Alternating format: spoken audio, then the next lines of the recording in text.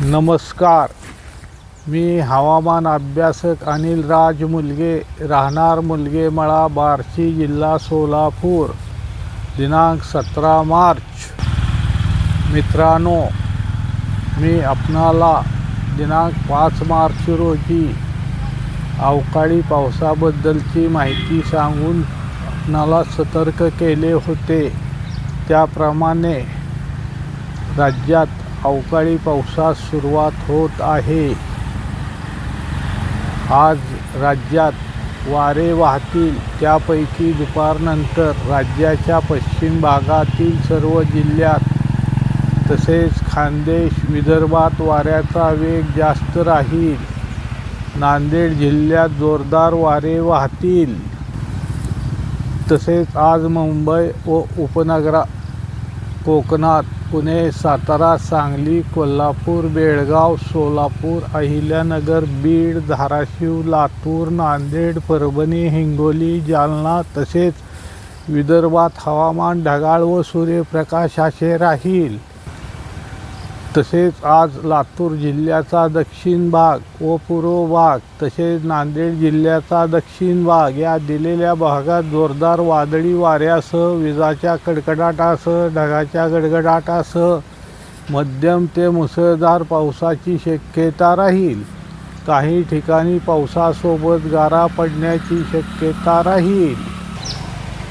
तसेच धाराशिव जिल्ह्याच्या नळदुर्ग तालुक्यात व आसपासच्या परिसरात म्हणजे अक्कलकोट, सोलापूर जिल्ह्याचा पूर्व भाग, तुळजापूर तालुक्याचा दक्षिण भाग या भागात वादळी वाऱ्यासह हलक्या ते मध्यम स्वरूपाच्या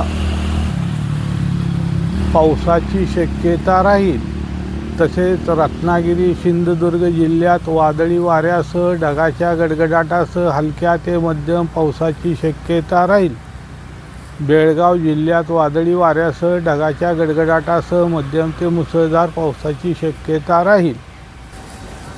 तसेच पुणे, सातारा, सांगली, कोल्हापूर, रायगड, अहिल्यानगर, सोलापूर तसेच धाराशिव जिल्ह्याच्या इतर भागात तसेच बीड, परभणी, हिंगोली, वाशिम, जालना, बुलढाणा, अमरावती, नागपूर, भंडारा, गोंदिया, गडचिरोली, चंद्रपूर, यवतमाळ या दिलेल्या जिल्ह्यात एखादे दुसरे ठिकाणी जर अचानक स्थानिक वातावरण तयार झाले तर त्या भागापुरता थोडा वेळ हलक्या ते मध्यम पावसाची शक्यता राहील.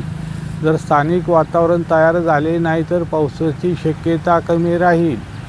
तसेच उद्या दिनांक 18 मार्च रोजी गडचिरोली, चंद्रपूर, नांदेड, यवतमाळ, परभणी, जालना, बीड, धाराशिव, लातूर, सोलापूर, सांगली, सातारा, कोल्हापूर, बेळगाव या जिल्ह्याच्या बऱ्याच ठिकाणी जोरदार वादळी वाऱ्यासह, विजांच्या कडकडाटासह, ढगाच्या गडगडाटासह मध्यम ते मुसळधार पावसाची शक्यता राहील.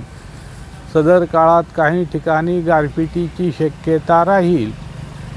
तसेच वाशिम, हिंगोली, अहिल्यानगर, पुणे, सिंधुदुर्ग या जिल्ह्याच्या काही ठिकाणी वादळी वाऱ्यासह, ढगाच्या गडगडाटासह हलक्या ते मध्यम पावसाची शक्यता राहील. तसेच बार्शी तालुक्याच्या उत्तर भागात जोरदार वादळी वाऱ्यासह, विजांच्या कडकडाटासह, ढगाच्या गडगडाटासह मध्यम ते मुसळधार पावसाची शक्यता राहील. तसेच काही ठिकाणी पावसासोबत गारा पडण्याची शक्यता राहील. तसेच तालुक्याच्या इतर काही ठिकाणी वादळी वाऱ्यासह, ढगाच्या गडगडाटासह हलक्या ते मध्यम पावसाची शक्यता राहील. तसेच आज कर्नाटक, केरळ, तामिळनाडू, तेलंगणा, ओरिसा, पश्चिम बंगाल तसेच पूर्वोत्तर राज्यात बऱ्याच ठिकाणी पावसाची शक्यता राहील. तसेच उत्तर भारतातील जम्मू काश्मीर, लडाख, उत्तराखंड, हिमाचल प्रदेश येथे काही ठिकाणी पाऊस व काही ठिकाणी बर्फ पडण्याची शक्यता राहील.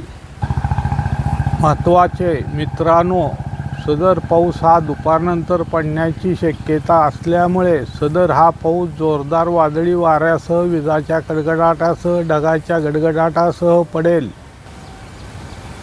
काही ठिकाणी रात्री उशिरापर्यंत पावसाची शक्यता राहील. पाऊस पडण्याच्या काळात विजा पडण्याचा धोका असल्यामुळे आपण झाडाखाली किंवा शेतात थांबू नये.